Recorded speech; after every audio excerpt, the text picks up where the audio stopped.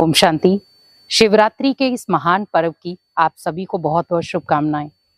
बहुत लंबे समय से हम इंतजार करते हैं शिवरात्रि आए और हम शिव परमात्मा को खुश करें। बहुत सारे लोग सोचते हैं कि शिवरात्रि के दिनों में दान करें, कोई सोचते हैं शिवरात्रि के दिनों में हम अलग अलग भजन मंडली करें। बहुत सारे लोग अलग अलग गीत गाते हैं और भगवान की आराधना करते हैं, याद करते हैं, भगवान से ब्लेसिंग लेते हैं। बहुत अलग अलग प्रकार की विधियां हैं, लेकिन भगवान को कौन सी विधियां पसंद हैं? भगवान को कौन सा दान पसंद है? भगवान को कौन से बच्चे पसंद है? और भगवान को किस प्रकार की शिवरात्रि पसंद है? आखिर हम शिवरात्रि क्यों मनाते हैं? सबसे पहला क्वेश्चन, शिवरात्रि इसीलिए मनाई जाती है कि परमात्मा इस सृष्टि पर आकर कलयुग का अंत करते हैं और सतयुग की आद लेकर आते हैं। इसीलिए शिवरात्रि कहा जाता है कि शिव की रात्रि, वो कलयुगी रात्रि में आते हैं ज्ञान का सतयुग दिन लाने के लिए। दूसरा, शिवरात्रि के दिन पर हम भंग का भोग लगाते हैं या हम शिवलिंग के ऊपर अक धतूरा चढ़ाते हैं। तो भगवान ने कभी भी भंग नहीं स्वीकार की है, वो नशा है।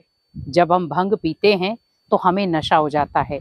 लेकिन भगवान ने किस नशे के बारे में बताया? भगवान ने कहा, बच्चे हमें परमात्मा की याद का नशा होना चाहिए। परमात्मा मेरा पिता है, उसका नशा होना चाहिए। परमात्मा मेरा अंग संग का साथी है, उसका नशा होना चाहिए। लेकिन हमें ये है कि हम भंग पी लेते हैं, हमें यही अपनी सुध-बुद्धि नहीं रहती कि मैं क्या हूँ। भगवान हमें अपनी पहचान देने आता है कि बच्चे आप क्या हो, कौन हो। सबसे पहले आज हमें जानना है कि मैं कौन हूँ। भगवान वही पहचान देने आया है, लेकिन हम ज्ञान का रस पान करते हैं। अगर ज्ञान के नशे में रहते हैं, परमात्मा की याद के नशे में रहते हैं, तो ही परमात्मा से हम मंगल मिलन मना सकते हैं और वही सच्ची शिवरात्रि गाई जाएगी। आज आप देखें कि जब एक व्यक्ति किसी भी प्रकार का नशा कर लेता है, उसे यही पता नहीं चलता है कि मैं सामने वाले को क्या बोल रहा हूँ। भगवान हमें ऐसा नशा नहीं सिखाते। भगवान हमें वो नशा सिखाते हैं जिससे आप अनेक आत्माओं की उन्नति कर सकते हो, जिससे आप अनेक आत्माओं के चेहरे पर खुशियां ला सकते हो। शिवरात्रि के दिनों में कौन सी चीजों का दान करना चाहिए? बहुत सारे लोग सोचते हैं शिवरात्रि पर क्या दान करें। अगर आप चाहते हैं कि आपका वो दान फलदायक बने, तो आप लोगों को खुशियों का दान देना शुरू हो जाएं। इस शिवरात्रि हर प्रकार के जो आपके दुश्मन भी हैं, जिनसे आप बातचीत नहीं करते हैं, उनकी झोली में भी आप खुशियां डाल दें, क्योंकि भगवान को भी हमेशा खुशियों का सागर कहा गया। तो बच्चे भी कैसे होने चाहिए? खुशियों वाले। तो जितना हो सके आप खुशियां बांटें। जितना आप खुशियां बांटेंगे, लौट कर वो उतनी ही आपके पास आएंगी। दूसरा दान आपको करना है दुआओं का दान। भगवान जैसे हम बच्चों को ब्लेसिंग देता है, वैसे हम बच्चों का भी फर्ज है कि हम अनेक आत्माओं को ब्लेसिंग दें, क्योंकि ब्लेसिंग से एक तो उनके जीवन की सुरक्षा होगी, दूसरा वो अपने कर्मों को सुधार सकते हैं। तीसरा दान, कर्मों को श्रेष्ठ बनाने का दान। जितना आप अपने कर्मों को श्रेष्ठ बनाएंगे, उससे आपके भाग्य की जो रुकावटें हैं, जो आपके भाग्य को बनने नहीं दे रही हैं, वो आपका भाग्य बनना शुरू हो जाएगा। बहुत सारे लोग सोचते हैं भाग्य को कैसे बनाया जाए, लेकिन आप एक चीज हमेशा याद रखें, बहुत सारे लोग सोचते हैं भाग्य को कैसे बनाया जाए, तो आप एक चीज याद रखें कि आप जितना लोगों को खुशियां बांटते हैं और जितना आप दुआएं बांटते हैं, भाग्य की रेखाएं आपकी उतनी ही उज्जवल होती हैं। क्योंकि कई बार हमारी खुद की भाग्य की रेखाएं धुंधली नजर आना शुरू हो जाती। उसका कारण है कि हम किसी को दुआएं दे रहे हैं सोच समझकर, किसी को खुशियां दे रहे हैं सोच समझकर। ये दोनों चीजें सोचने की जरूरत नहीं है, जितना हो सके आप भरपूर देते जाएं। इसीलिए भगवान को भी भोला भंडारी कहा गया। क्योंकि भोला भंडारी इसलिए कहा गया उसे, क्योंकि वो हमारे अंदर की जो भी कमी कमजोरियां हैं वो अपने अंदर ले लेता है और उनकी जो विशेषताएं हैं वो हमें दे देता है। क्योंकि भोला इसीलिए कहा जाता है कि हम भगवान को अपना कखपन देते हैं, लेकिन भगवान से हम लखपन ले लेते हैं।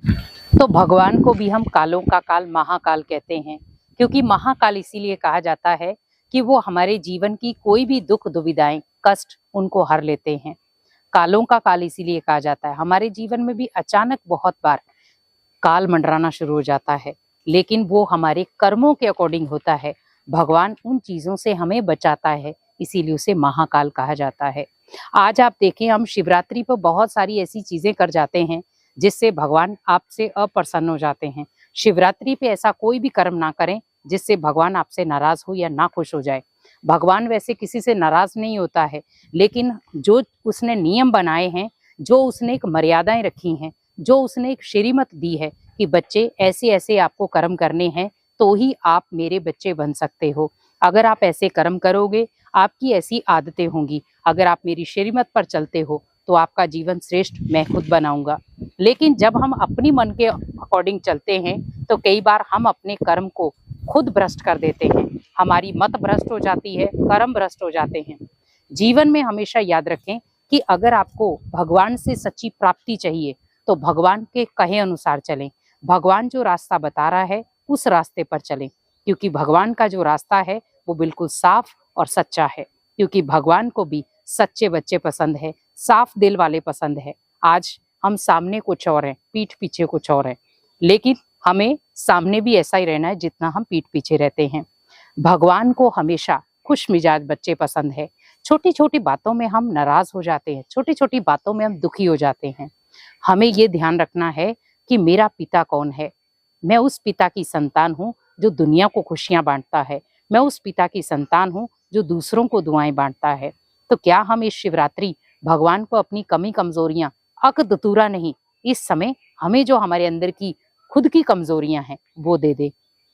क्योंकि अक दतूरा आपने हर शिवरात्रि दिया है, लेकिन इस शिवरात्रि आप अपने अंदर की कुछ बुराइयां उसको दान करके देखें तो आप जीवन को परिवर्तन करता हुआ देखेंगे।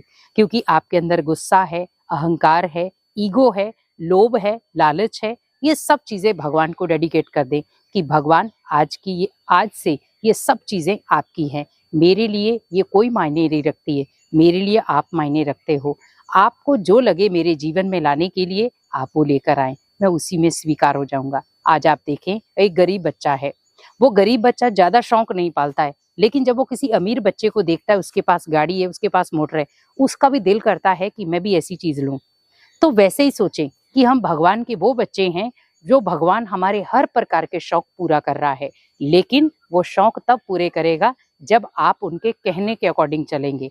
क्योंकि कहते भी हैं कुछ पाने के लिए कुछ खोना पड़ता है, लेकिन हम वो चीजें खो रहे हैं जो हमारे काम की है ही नहीं। हम वो चीजें भगवान को दे रहे हैं जो हमारे जीवन को नष्ट कर रही हैं।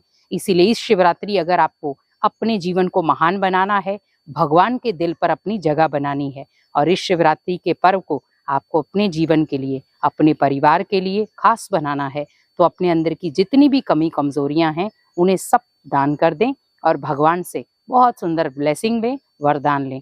और लास्ट में शिवरात्रि का समय, भगवान से मिलने का समय। अगर आप शिवरात्रि का पर्व बहुत सच्चे दिल से मनाते हैं तो सुबह 4 से लेकर 5 बजे तक या 3 से 5 बजे तक शिव जी को बड़े प्यार से आप 5 या 10 मिनट, आप जितना भी समय उस बैठना चाहें उसे बड़े प्यार से याद करें, गुड मॉर्निंग करें और बड़े प्यार से उसका वेलकम करें कि आप आओ धरा पर और आकर के हमारे जीवन को परिवर्तन करो, और हमारे जीवन में जो भी दुख कष्ट हैं उन्हें आप हर लो, ताकि हमारा जीवन खुशी वाला हो और हम अनेक आत्माओं को खुशियां बांट सके। तो ये शिवरात्रि आपके लिए मंगलमय हो और आप अनेक आत्माओं के जीवन को भी मंगलमय बना सको। ओम शांति।